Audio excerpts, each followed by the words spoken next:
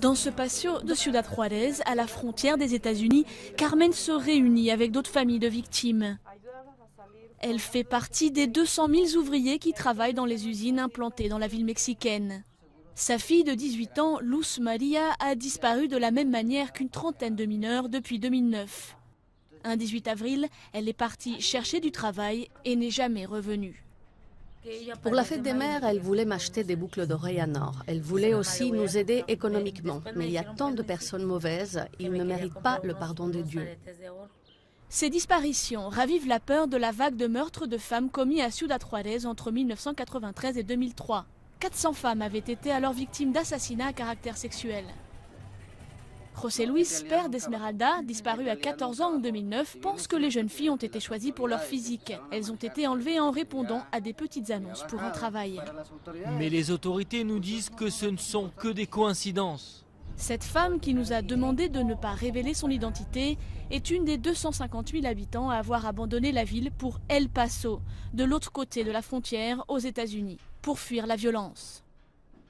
Elle nous montre son ancienne maison où elle a été victime d'un braquage. Ici, on voit encore les impacts de balles, et là dans le mur aussi.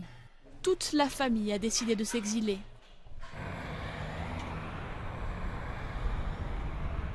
Mes enfants sont allés à l'école à Ciudad Juárez. Ma famille est ici, mon travail est ici. J'aimerais revenir et être tranquille. El Paso, à 80% mexicaine, est devenu le refuge de milliers de familles. Dans la banlieue de Ciudad Juárez, ce quartier de migrants du sud du pays ressemble à une zone de guerre. La majorité des maisons ont été abandonnées. Les propriétaires ont préféré rentrer chez eux. José est venu travailler ici, mais il a renvoyé sa famille au village et habite seul. Toutes les maisons que vous voyez étaient habitées, mais avec le temps, beaucoup de gens sont partis. Peut-être à cause du chômage ou de la violence. En 2009, 50 à 60 000 emplois ont été supprimés dans les usines, en raison de la crise économique mondiale, mais aussi de la violence alimentée par le trafic de drogue vers les États-Unis. Ciudad Juárez reste ainsi la ville la plus dangereuse du Mexique. L'an dernier, 6 personnes y étaient assassinées chaque jour.